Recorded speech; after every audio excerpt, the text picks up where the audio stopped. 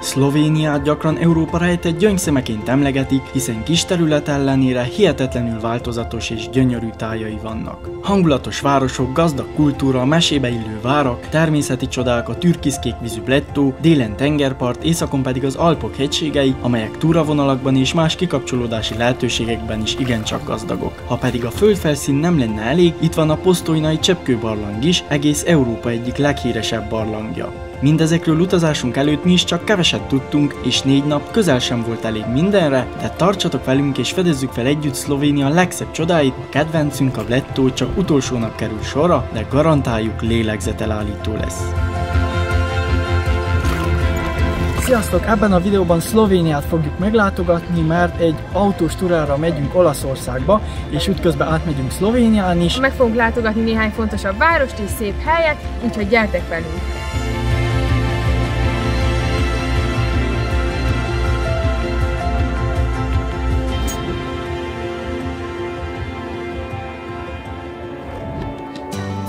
Autós körútunk Budapesten indult, és mivel Szlovénia szomszédban van, kicsivel több mint 3 óra alatt már meg is érkeztünk az első megállónkhoz. In 3 kilometers, take the exit on the right. Itt vagyunk Mariborban, ez az első megállóhelyünk, és ez Szlovénia második legnagyobb városa. Elméletileg nagyon szép az óvárosa, híres borvidékek, boros dombok vannak itt, és itt van egy Guinness rekordot tartó 400 éves bor is. Meg fogjuk nézni a fontosabb helyeket, egyet sétálunk, szóval nagyon kevés időnk van itt, alig 2-3 órát ülünk, próbáljuk megnézni a lényeget, úgyhogy gyertek! A központ egy 100 000-es lakosságú városhoz mérten kicsike, de nagyon hangulatos volt, tökéletes állapotban lévő színes házakkal, tiszta és rendezett utcákkal. Sétáltunk egy kicsit itt Mariborban, most pedig megálltunk egy nagyon hagyományosnak tűnő vendéglőben, az a neve, hogy Baskarsia. Nagyon érdekes, nagyon színes, a ruhák itt bent ki vannak téve száradni, úgyhogy nagyon hangulatos.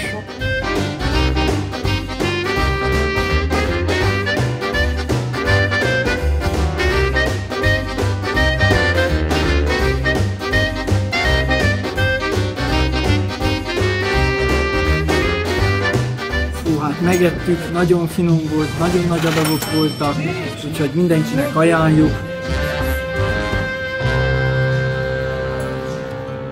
Evés után a város fő parkjában sétáltunk egy keveset, innen már nagyon jól látszottak a város híres szőlődombjai is, a legnépszerűbb neve Piramida, mert bizonyos szögekből a domb egy piramisra hasonlít. Ide fel is lehet túrázni, és fentről szép panoráma nyílik a városra, de ezt most kihagytuk, és helyette indulás előtt még a várost átszelő Drava folyó partjára sétáltunk ki. Ezzel a látvánnyal búcsúztunk Maribortól, és folytattuk tovább utunkat a főváros felé.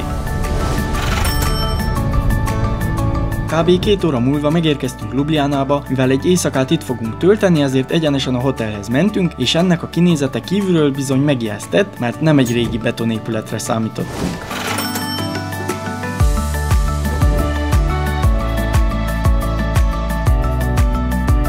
Hát őszintén én kicsit megijedtem, mikor ideértünk az autóval és kívülről láttam, de itt bent nagyon szép szerencsére. Minden ilyen smart, ilyen gombokat kell nyomogatni, amikor elindítjuk a légkondit, a fényeket. Bent a szobák már tényleg nagyon modernek voltak, de nem időztünk itt sokat, indultunk is a központba, ami alig pár perc sétára volt. Most itt vagyunk Ljubljana központjában, ez az egyik legkisebb főváros központ, amit valaha láttunk. Még nem csodálkozunk ezzel, mert az egész országban alig több mint 2 millióan laknak, és a fővárosban is alig 250 000, szóval érthető, hogy alig egy templom van a főtéren, és van egy ilyen 3-as híd, ami a főváros folyóján megy át. Ez is nagyon érdekes, igazából ennyit a fő látnivaló, és még van egy vár itt egy közeli dombon, most ahhoz fogunk felsétálni, úgyhogy gyertek!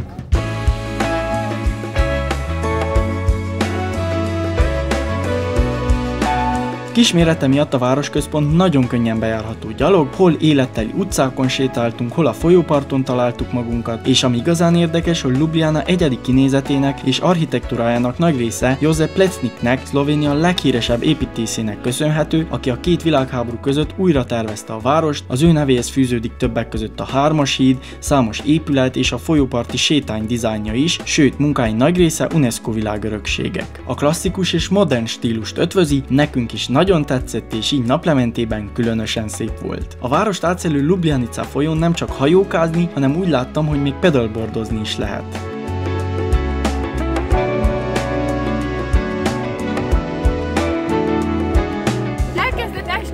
esőn csak itt ebben a körben, aztán rájöttünk, hogy ez ilyen műeső, fentről esik, hogy hűsítse az embereket. Nagyon érdekes.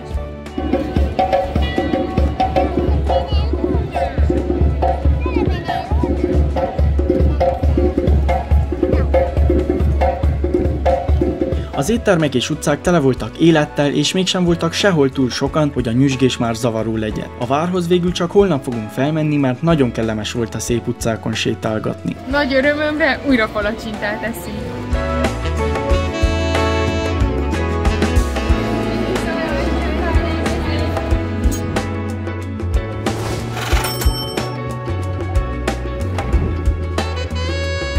Este a város legnagyobb parkját, a Tivoli parkot látogattuk meg, tökéletes volt egy lefekvés előtti sétára.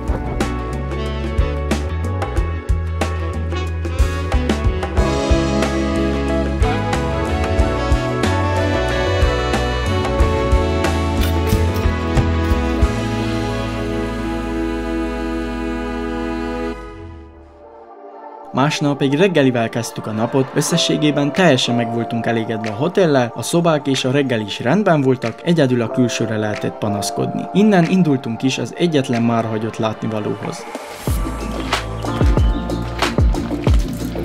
Most épp megyünk fel a Ljubljanai várba, egy erdei úton, ami nagyon szép, lássuk fent milyen lesz ez a vár. Fentről nagyon szép kilátás nyílt a városra, különösen a háttérben lévő hegyekkel együtt, de túl sokat nem időztünk a várnál. A központ olyannyira nyugodt volt így egy hétköznap délelőtt, hogy majdnem mindenhol madárcsicsergést hallhattunk. Nekünk mindenképp egy kellemes meglepetés volt Ljubljana. Szerintem egy pár nap bőven elég a felfedezésére, indultunk is tovább Szlovénia egy újabb érdekes látnivalójához, talán az egyik leghíresebbhez. Ideértünk Postojnába, itt van egy 24 kilométeres természetes barlang, itt vagyunk épp a bejáratánál, meg fogjuk nézni, egy kis vonat fog körbevinni benne, a turistáknak csak 5 kilométer van kinyitva, de így is nagyon érdekes, ha bár kint meleg van, bent 10 fok lesz, felöltöztünk és lássuk milyen lesz bent, fogunk látni sztalaktitokat, sztalagmitokat és mindenféle barlangos bemutatók, kíváncsiak vagyunk, hogy gyertek! Jegyeket online is lehet foglalni, de mi helyben vettük őket, szerencsére nem volt sor, így gyorsan ment. Fél óránként indulnak a vonatos túrák, nem is kellett sokat várnunk a következőre. Kaptunk audioguide-ot, ami magyarul is elérhető, és már is ülhettünk fel a kis vasútra. Na, úgy tűnik, hogy ilyen járgányokon fogunk menni. A Postojnai volt az első barlang a világon, amelyben idegenvezetői szolgáltatást biztosítottak, 2024-ben pont 200 éve volt ennek. Sőt, egy másik érdekesség, hogy már 1884-ben bevezették az elektromos világítást, ebben több mint 10 évvel még Ljubljanát is megelőzte. Ez is fokozta a barlang népszerűségét. A vonatozás alatt tátott szájjal néztük az érdekesebbnél érdekesebb alakzatokat, a kisvasút pedig teljesen biztonságosnak tűnt, csak a filmezéssel kellett ügyelnem, mert a mennyezet többször is nagyon alacsony volt. Wow, nagyon csodálatos, hogy a természetben ilyen dolgok magától alakultak ki. Hatalmas, akár 16 méteres cseppkövek is vannak itt bent, és nagyon szép, tényleg elképesztő. Az 5 kilométeres publikus részből 3,5 hoztak a kisvasúttal, a maradék másfél gyalog látogatható, így még több ideig csodálhattuk a látványos cseppköveket, miközben bámulatos folyósókon, termeken haladtunk előre.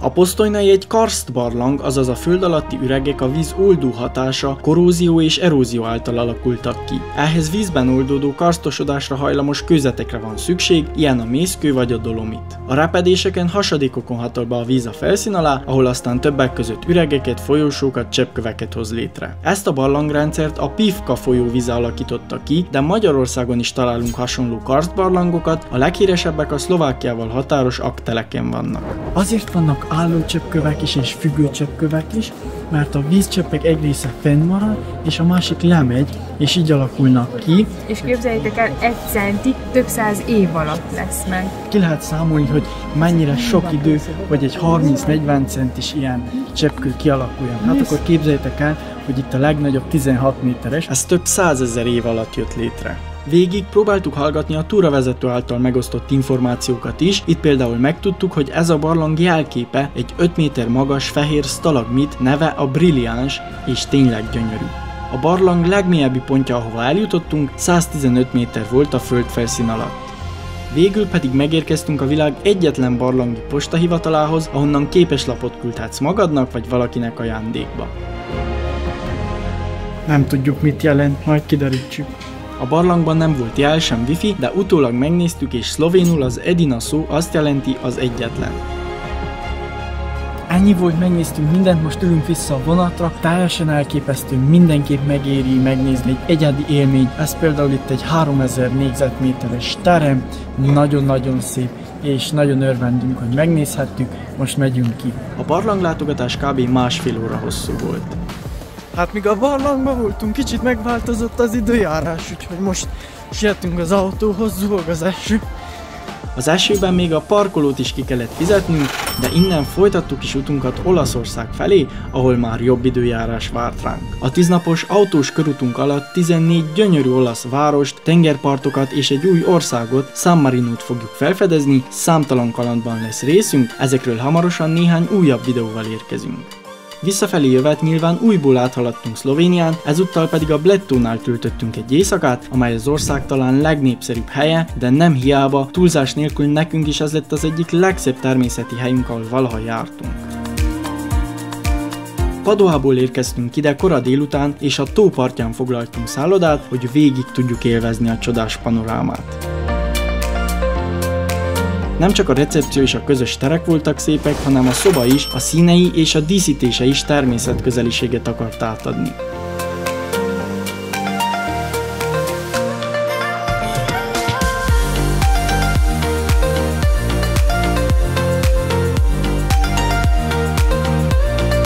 A 10 napig tartó olaszországi kánikula bizony kifárasztott, majd csak is pihenni terveztünk, a szálloda wellness részlege pedig tökéletes volt erre.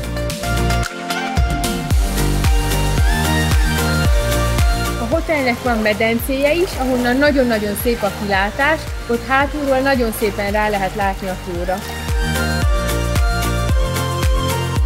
Elképesztően szép a kilátás, most épp naplemente van, nagyon szép a tó is, és végre egy kis hűvös a sok olaszországi meleg után.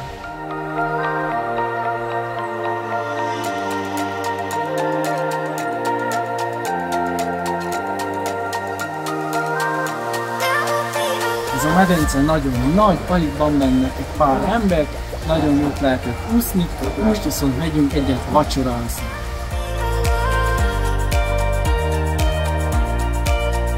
Na, visszaértünk Szlovéniából, már is hatalmas adagokat kaptunk, végre kiadós az étel.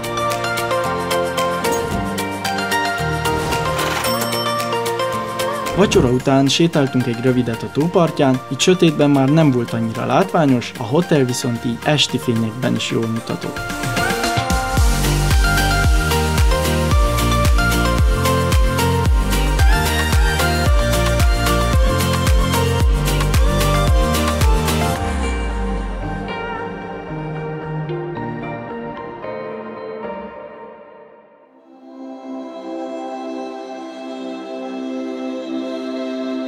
Felkeltem itt a Bledtónál is egy naplementére, most épp csinálja a drón a hyperlapse-et. Nagyon szép itt a környék, tényleg csodálatos, mint a mesékben. Van egy tó közepén egy sziget, rajta egy kis templommal. És mindezek ellenére sokan egy kicsit óvakodnak a Bleditótól, mert túl zsúfoltá válik, különösen nyáron, ami lehet igaz is. De most reggel 6-kor majdnem egyedül voltam a tóparton, csak a madárcsicsergést és a természet nyugtató susogását hallottam, majd reggel 7-kor harangszó törte meg a csendet.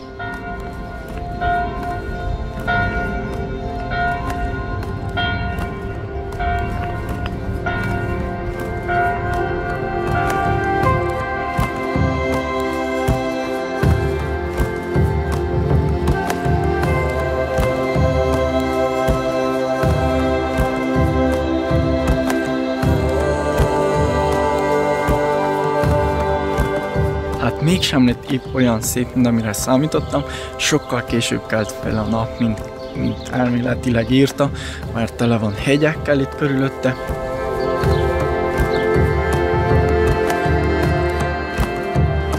Most még hozok egy harmadik drónbatrit, hogy filmezzem le ebben a szép fényben azt a Bled kastélyt, illetve a templomot a sziget közepén. harmadik akku volt az igazi, úgyhogy ebben a szép fényben lefilmeztem a Bled kastélyt is, és a szigetet, és az azon lévő templomot is.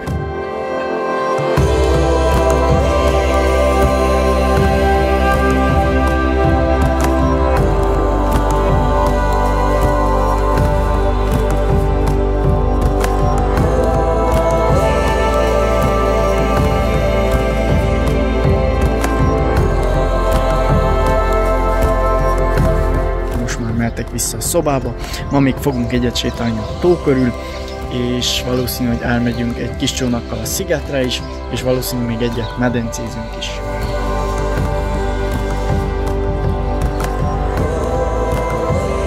Alig egy éjszakát vagyunk itt, úgyhogy minden percet ki akarok használni ebben a szállodában.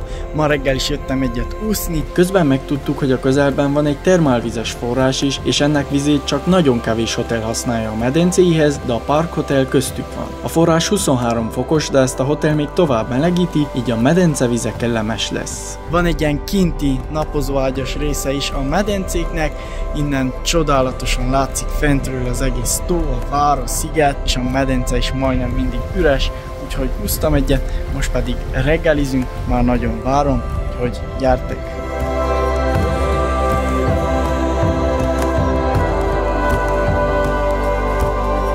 Ez az étterem az eddigi legjobb. Annyi étel van, hogy azt se tudom, miből vegyek, és nézzétek, a kilátás is milyen szép.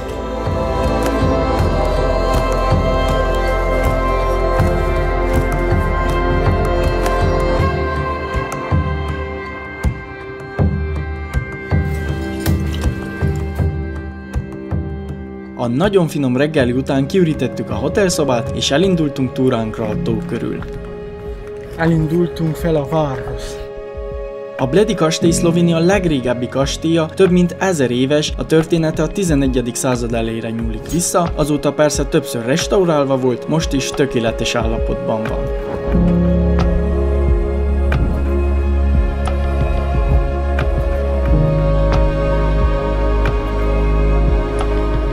Elképesztő a látvány innen fentről a vártól is, nem mentünk be a várba, viszont egyet drónoztam, és nagyon szép a tó is, a vár is, úgyhogy most megyünk tovább és kerüljük meg a tavat.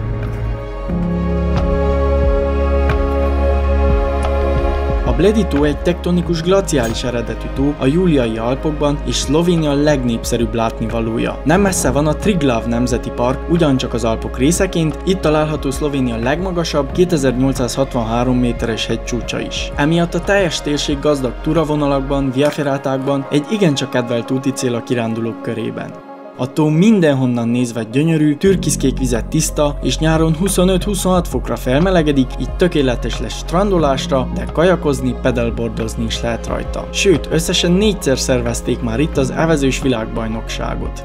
Na Csuti, mi történik? Szerencsé, hogy Versailles-ban edztem, és most már el tudok evezni a Bled szigetre, teljes gőzzel előre. Vagánkat tudtunk saját csónakot bérelni, és ezzel menni a szigetre. Elméletileg 10 perc. A tavon csak is villanyos motoros csónakok vannak, vagy nyilván lehet evezni is. Ki kell emelni a Pletna nevű 7 méter hosszú és 2 méter széles hagyományos csónakokat, amelyek velencei gondolákhoz hasonlíthatóak, és 18 embert szállítanak egyszerre. Az evezőmester pedig egy speciális technikát használva, lábon állva evez, egyszerre 2 lapáttal. A csónakokat eredetileg kézzel készítették, és szerves részei a tó történelmének, ezeknek vannak most már elektromos verziói is a tavon.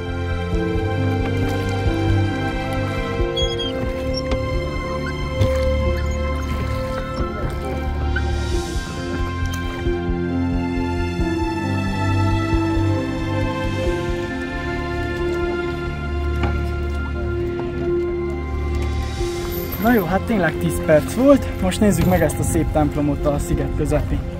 Amúgy ez a kis sziget Szlovénia egyetlen szigete. A szigeten lévő templomhoz több legenda, szokás is fűződik. A templomban van az úgynevezett kívánságharang, amelyet ha egyetlen húzással 3-szor megkongatsz, teljesülni fognak kívánságaid. Egy másik szokás úgy tartja, hogy a vőlegény az esküvő napján a templom előtti 99 lépcsőfokon kell felvigye a mennyasszonyt egy hosszú és boldog házasságért.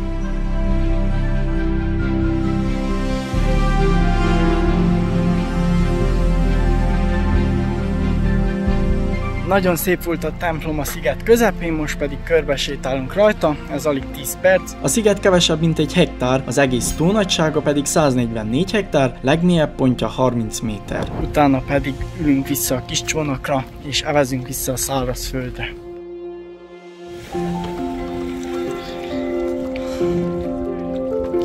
Nagyon kemény férfiakkal vagyunk, ketten kell evezzenek, hogy valahogy haladjunk. Na, gyere el, mit szólsz, eveztem.